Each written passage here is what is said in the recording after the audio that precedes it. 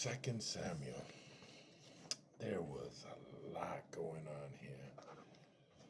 It was a lot. I don't know if I'm gonna be able to remember it all.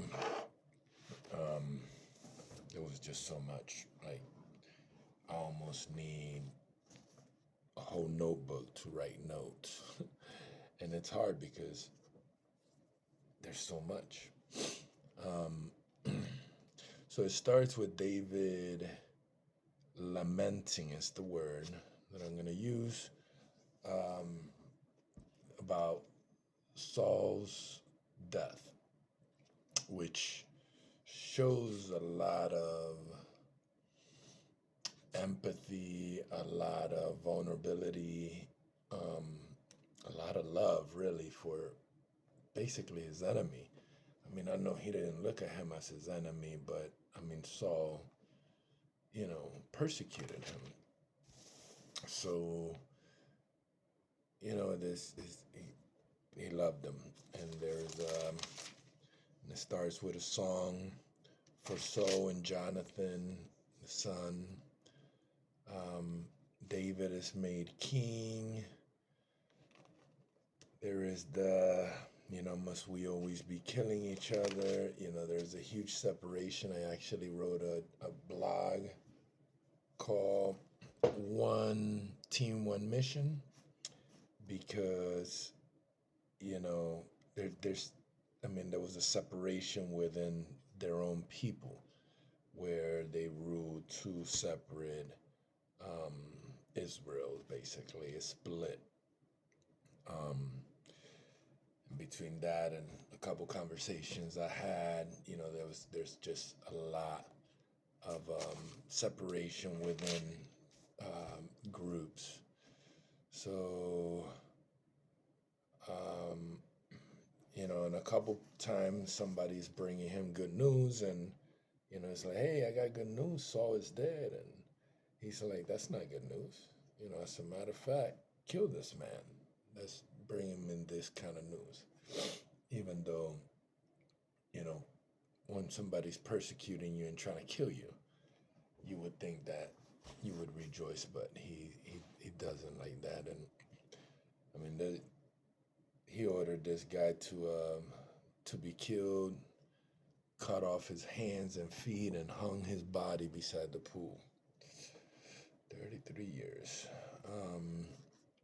Moving the ark to Jerusalem, David conquers Philistines. David captures Jerusalem.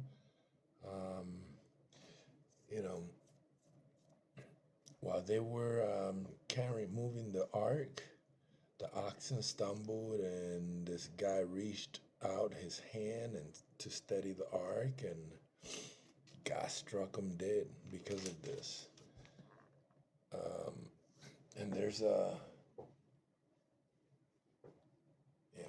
there's other stuff that they are outside of the Bible where they talk about the reasoning for the ark, of not looking in it, and why some people would touch it and they died, and there's a lot going on with that whole ark, and there's a lot of unknowns why this ark was so meaningful. Michal's contempt for David, so this was kind of cool. Not the contempt for him dancing and whatnot, but there is a song that I remember as a kid that when David danzaba como los corderitos de la manada, la esposa de David lo criticaba porque David danzaba, and I never knew that was, David's wife, Michal, did criticarlo, criticize him about his shamelessly exposing himself to the servant girls like vulgar person might do because he was dancing. I was just dancing before the Lord, who chose me above your father and all his family. Yes, I am willing to look even more like a fool than this. In here, you know, with the whole covenant of the ark, David tells God he is one who will um, let me build you a temple. Let me go ahead and build you a temple. And God tells him, declares that he will make a house for you, a dynasty of kings. For when you die and are buried with your ancestors, I will raise up one of your descendants, your own offspring, and I will make his kingdom strong. He is one who will build a house, a temple for my name, and I will secure his royal throne forever. I will be his father, and he will be my son. If he sins, I will correct and discipline him with the rod, like any father would.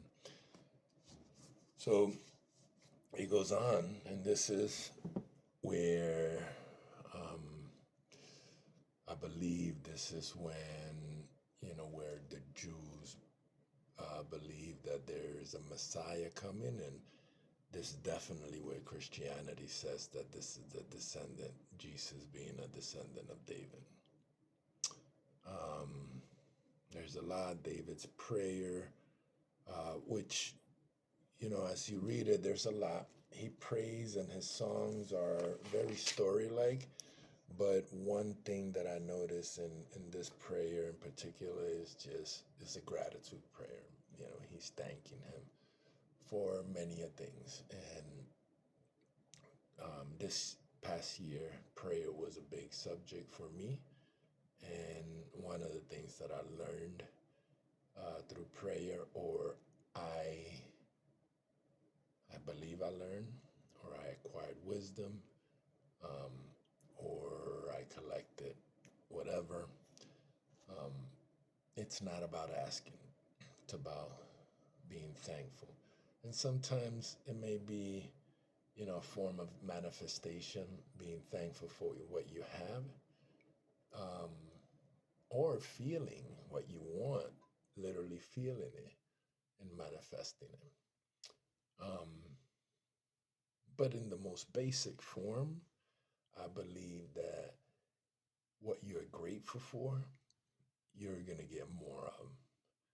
So if you live a happy-go-lucky life and you become grateful for being happy, grateful for your health, grateful for your energy, grateful for the love around you, grateful for the abundance that you have right now, then you're going to get more of that. And I believe this is very true. And this past year, being that was one of my goals, was to learn prayer. And I studied prayer, I meditated on prayer. I meditated more than I usually do. I began to go to prayer services, and this is what I believe that I got. One of my many lessons in there. So there's a lot of fights, a lot of victories, a lot of chases, kindness to Mephibosheth. So this was, I believe, a grandson of Saul's, which was crippled. Something about the servant dropped them when they were running away from something. And, David in his kindness, say, I'm going to give you all the property that once belonged to your grandfather Saul, and you will eat with me at the king's table, which he did. He did that quite a lot, and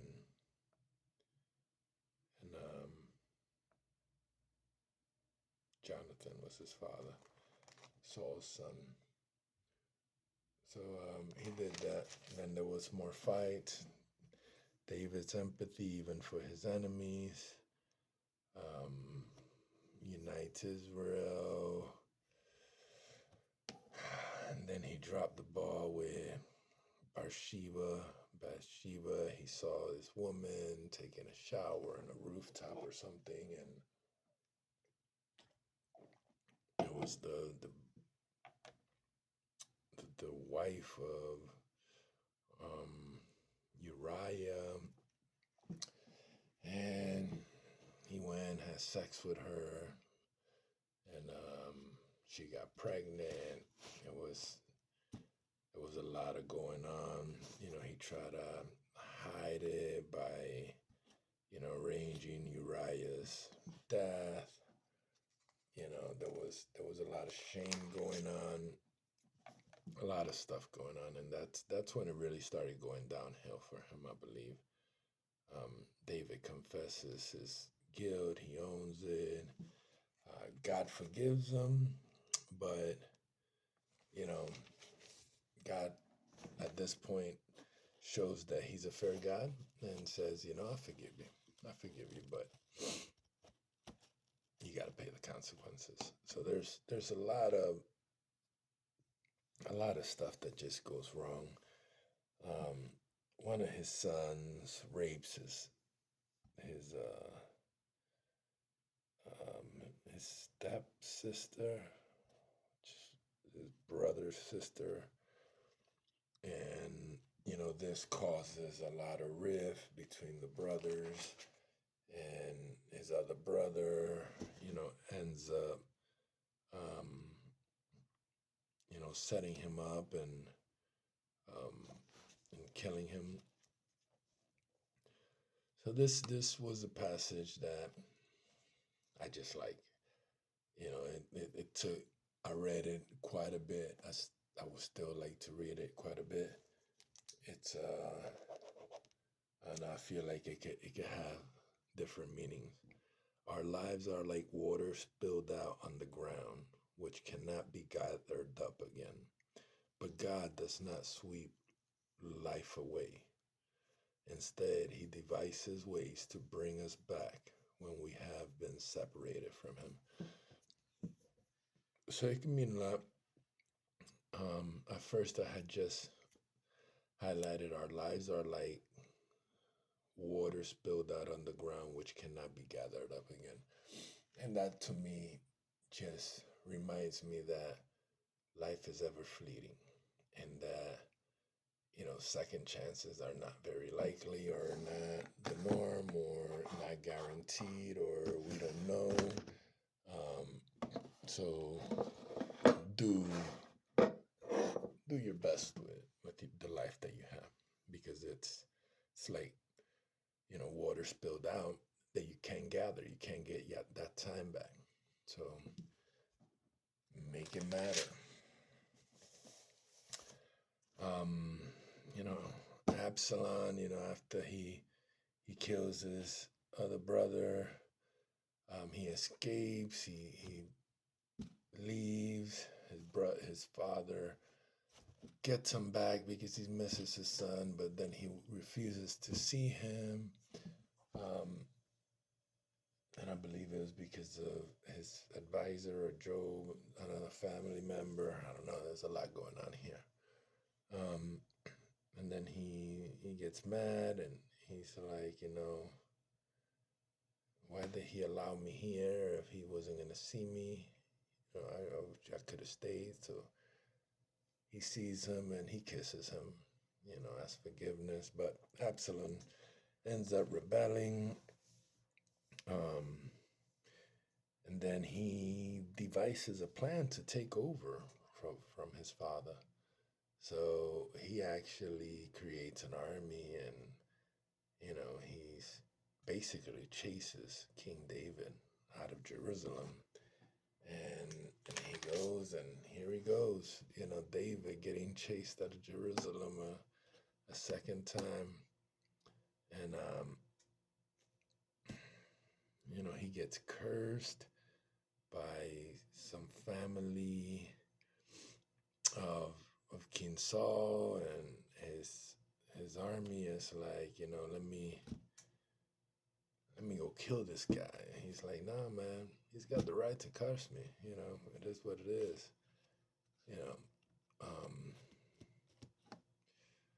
So, anyways, there's this a lot of drama between Absol and the Israel divided. You know, they end up killing him um, in a weird way because he was riding beneath the thick branches of a great tree, and his hair got caught in the tree, and his mule kept going and left him dangling in the air, and it's like a cartoon to me. And you know, somebody told Job or Job, and he's like, "Why didn't you kill him? You know, I would have given you 5 silvers or whatever." He's like, "I wouldn't have done it for 1,000." That's the king's son, and I've already heard about what he's done when somebody's brought him good news, much less kill his son. So Job went over there and killed him. Um, and David cries, you know, "My son Absalom, my son Absalom. If only I could die instead of you, Absalom, my son, my son." Can't imagine. You know, but Job rebukes him. It's like, "You seem to love those who hate you and hate those who love you." And that's very poetic too. Yeah. You seem to love those who hate you and hate those who love you. Um, I think we could relate to that sometimes. You know, those who are nice to us, you know, and we've all been there. You know, our loved ones we don't appreciate, or that woman that was really good to us, we didn't appreciate her. The woman that did us dirty, we kind of chased her a little bit more. Same thing with women. You know, um, many women have, you know, chased that guy that didn't treat them well, and then the good guy they could care less for. That's why I'm such a, you know, mean guy to my wife. She loves me. No, I'm just kidding. Um, so yeah, so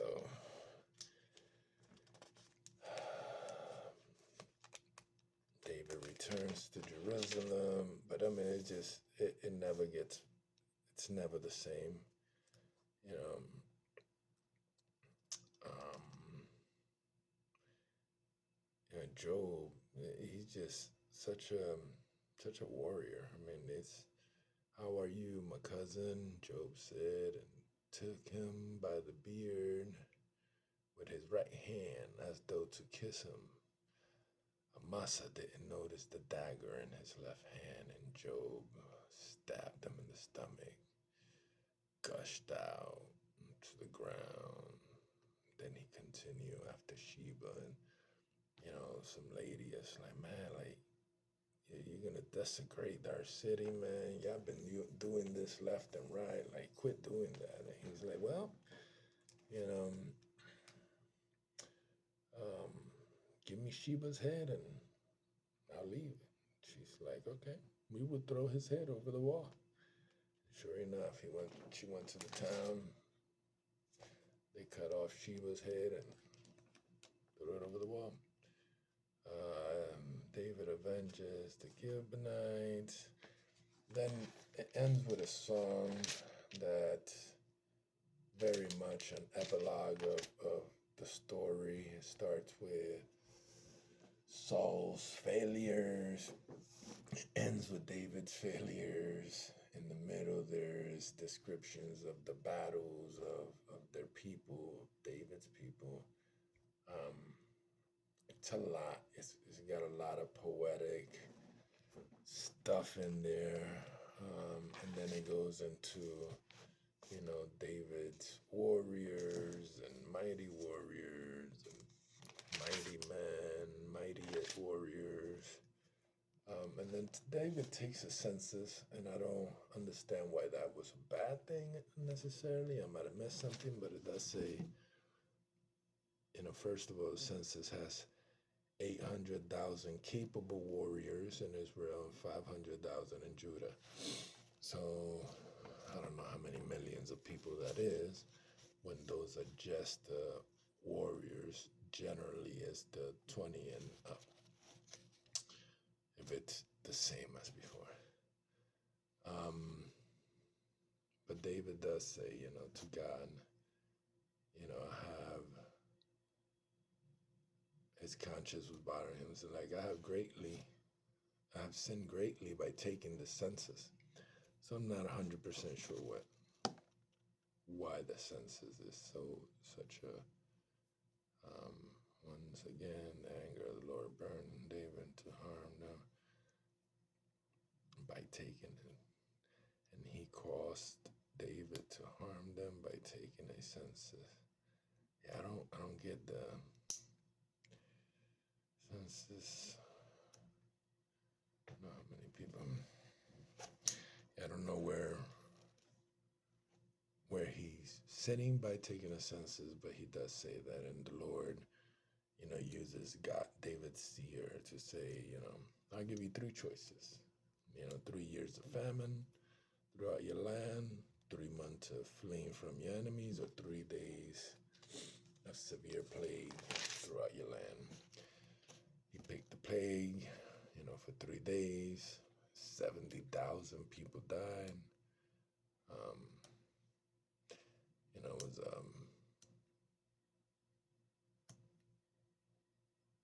It was a lot. And David builds an altar for the Lord to make sacrifices, and that was that. There was a lot. I gotta say that both Samuels and obviously Ruth were a lot sweeter than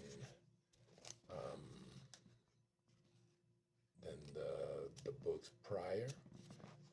They, even though they had a lot of bloodshed, there wasn't a lot of I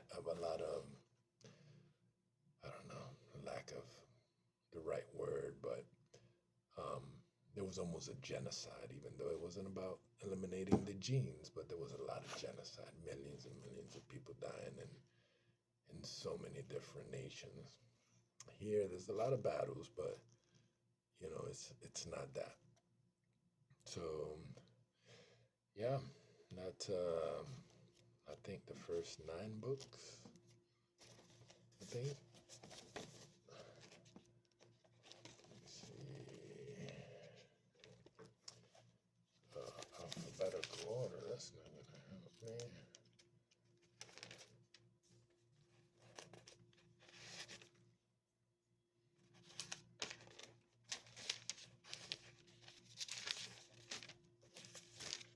Oh no, I'm just killing time.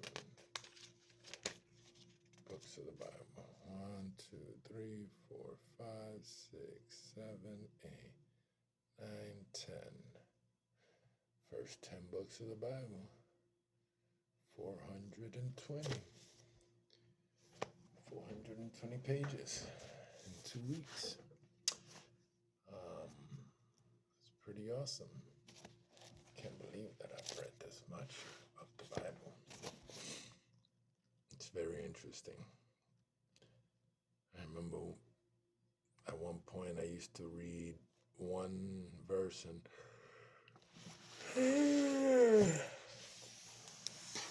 get tired. Now I seem to be reading a book of the Bible in one day. I don't know if that's going to be the same momentum I'm going to have, but it has been so far. Enjoying it.